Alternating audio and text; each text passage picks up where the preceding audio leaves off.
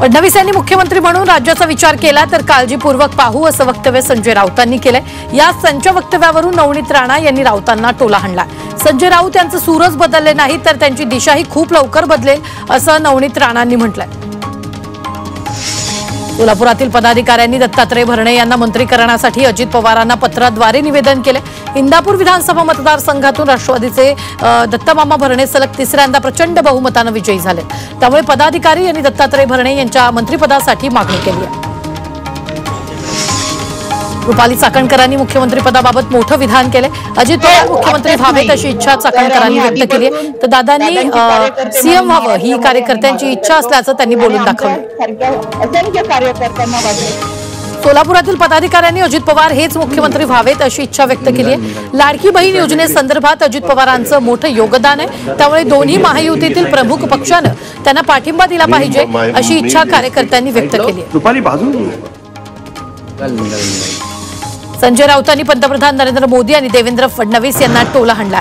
मुख्यमंत्री आणि पंतप्रधान एका पक्षाचे नसून राज्याचे आणि देशाचे असतात, मात्र भाजप सत्तेवर आल्यापासून मुख्यमंत्री पद आणि पंतप्रधान पद हे एका पक्षाचं झालंय अशी टीका राऊतांनी केली। मुख्यमंत्री पदावरून खासदार संजय राऊतांनी महायुतीवर निशाणा साधलाय।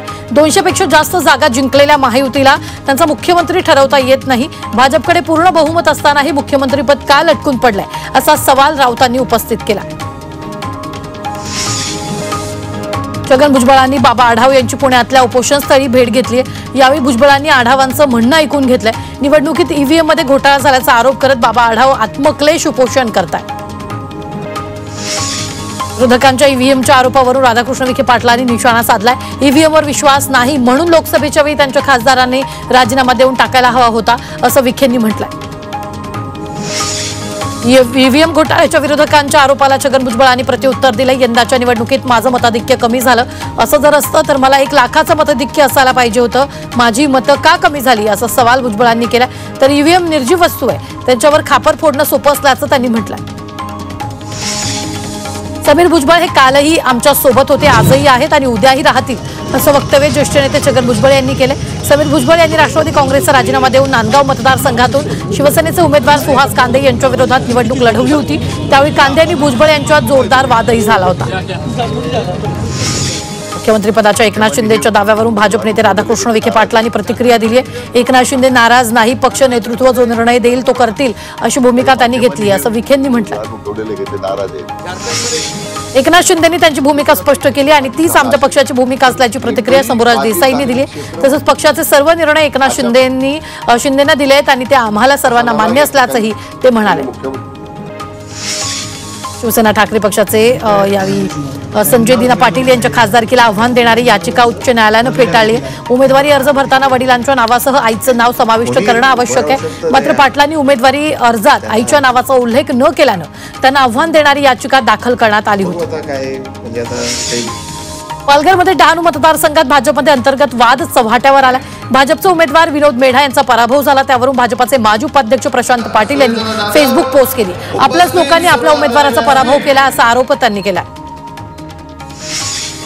सांगोला तालुक्यातील 14 गावातील शेतात येत्या काळात पाणी नाही आलं तर आपण राजकीय संन्यास घेऊ असं धक्कादायक वक्तव्य सांगोल्याचे माजी आमदार शहाजी बापू पाटील यांनी केले। आपला पराभव झाला असता तरी विकास कामावर कोणताही परिणाम होणार नाही असं आश्वासन त्यांनी जनतेला दिलं। दक्षिण सोलापुरातील बोरामणी ग्रामपंचायतीवर राष्ट्रवादी काँग्रेसनं झेंडा फडकवला आणि या ग्रामपंचायतीवर राष्ट्रवादीच्या तालुकाध्यक्ष अरुणा साळुंखे यांची सरपंचपदी निवड करण्यात आली। बोरामणी ग्रामपंचायत ही दक्षिण सोलापुरातील सर्वात मोठी ग्रामपंचायत समजली जाते। रणजितसिंग नाईक निंबाळकर यांच्याकडे भविष्यात मोठी जबाबदारी मिळणार आहे। निवडणुकीचा निकाल लागताच रणजितसिंग नाईक निंबाळकर यांनी दिल्लीत जाऊन केंद्रीय नेत्याची भेट घेतली। यावेळी त्यांना मोठी जबाबदारी देण्याचे संकेत अमित शहांनी दिले। पुण्यात महात्मा ज्योतिबा फुले यांच्या पुण्यतिथीनिमित्त समता परिषदेचा पारितोषिक वितरण सोहळा पार पडला। यंदाचा समता परिषदेचा सन्मान दिग्दर्शक नागराज मंजुळे यांना देण्यात आला। छगन भुजबळ यांच्या हस्ते नागराज मंजुळे यांना हा पुरस्कार देण्यात आला। भारतीय जनता पक्षाचे नेते नितेश राणे नाशिकमध्ये आले होते।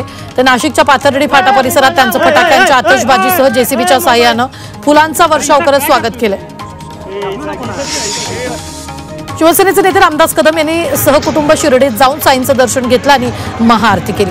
गेल्या 2.5 वर्षात महायुती सरकारनं लोकाभिमुख निर्णय घेतले, तसंच निर्णय महाराष्ट्रात यापुढेही होऊ देत असं साकडं साईंना घातल्याचं रामदास कदमांनी सांगितलं। मनसे अध्यक्ष राज ठाकरेंनी पुण्यात पराभूत उमेदवार आणि पदाधिकाऱ्यांची बैठक घेतली। यावेळी त्यांनी सर्वांची मतं ऐकून घेतली। त्यानंतर पुढील 3-4 दिवसात राज ठाकरे आपली भूमिका स्पष्ट करणार आहेत। मुंबईतील पक्षश्रेष्ठींच्या भेटीनंतर राधाकृष्ण विखे पाटील मतदारसंघात सक्रिय झालेत। ग्रामदैवत म्हसोबा महाराजांच्या यात्रेच्या योजनासाठी त्यांनी ग्रामस्थांसोबत बैठक घेतली आहे। महायुतीला स्पष्ट बहुमत मिळाल्यानं पंढरपूर तीर्थक्षेत्र विकास आराखडा चर्चा पुन्हा सुरू झाले। पंढरपूर कॉरिडॉर हा भाजपचा महत्त्वाकांक्षी प्रकल्प आहे, त्यामुळे येत्या काळात तो पूर्ण केला जाईल अशी चर्चा आहे। मात्र स्थानिक व्यापाऱ्यांचा या कॉरिडॉरला विरोध कायम आहे। संतश्रेष्ठ ज्ञानेश्वर महाराजांचा 728वा संजीवन समाधी सोहळा आज मोठ्या भक्तिभावानं पार पडला। समाधी सोहळ्यानिमित्त नामदेव महाराजांच्या वंशजाचं कीर्तन पार पडलं आणि मंदिरात उपस्थित असलेल्या हजारो भाविकांवर हेलिकॉप्टरमधून फुलांची उधळण करण्यात आली।